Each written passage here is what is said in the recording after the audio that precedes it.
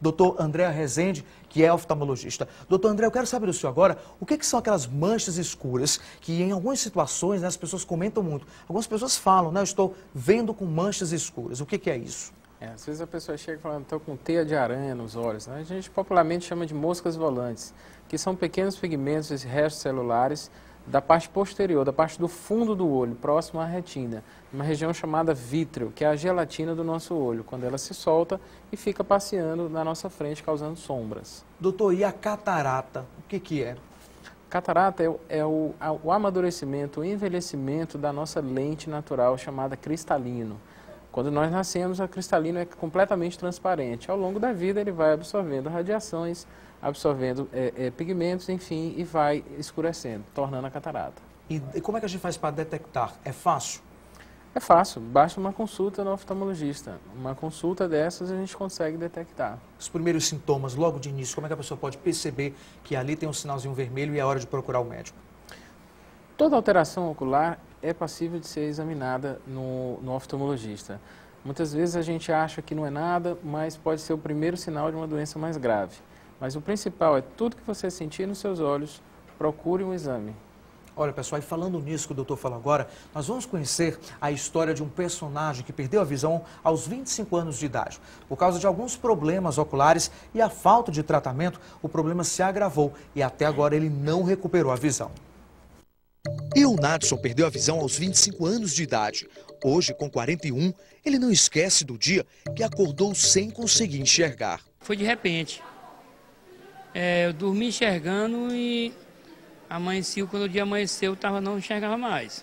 Portador de catarata congênita, o funcionário público só começou o tratamento aos 12 anos de idade. A cegueira aconteceu após sofrer deslocamento da retina. E o Nadson, até hoje, não sabe exatamente o que provocou o problema. Rapaz, o que o médico disse foi descolamento de retina, mas ele não afirmou de forma, assim, qual era o problema. Olha aí, doutor, o senhor viu, né, descolamento de retina. Eu queria que o senhor explicasse um pouco mais sobre isso. O senhor pode se aproximar novamente aqui do nosso olho para a gente entender melhor quem está em casa, porque às vezes é um pouco complicado. Fique à vontade. Ele falou em deslocamento de retina. O senhor viu o caso desse personagem. O que aconteceu aí com ele? Pela história dele, né, ele conta que teve um descolamento de retina. Descolamento de retina é das doenças mais graves que acontecem nessa parte de trás do nosso olho, essa parte laranja. Essa parte laranja chama-se retina, é o tapete onde a gente recebe as informações externas e são transmitidas para o nosso cérebro como visão.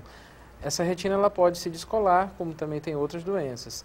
A recuperação é muito difícil, o caso é muito grave e às vezes leva à cegueira. Doutor, e nesse caso, esse nosso personagem, ele pode voltar a enxergar ou não?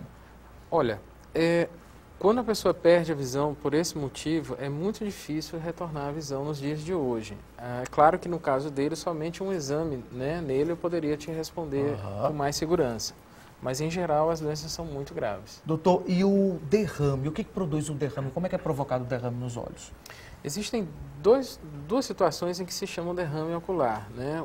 Popularmente chamado derrame ocular. A primeira situação é quando a gente tem uma hemorragia externa na região da esclera e da conjuntiva, e a outra situação é uma hemorragia interna, né? Quando algum vasinho acontece de ocluir e dá esse derrame ocular. Então nós temos essas duas situações. O derrame externo não causa nenhum problema e o interno já tem alguns desdobramentos. Ambas estão ligadas à parte de pressão arterial aumentada e traumatismos. E o glaucoma, doutor, o que é?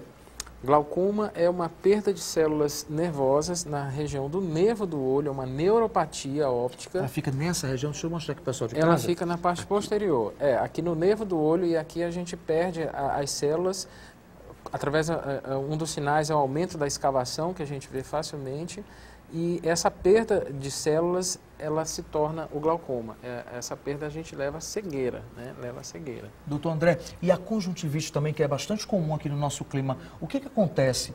Onde é que fica a conjuntivite? Ela fica na parte interna ou somente do lado de fora? A conjuntiva ela fica na parte externa do olho, ela recobre essa parte branca do nosso olho, onde tem os vasinhos de sangue.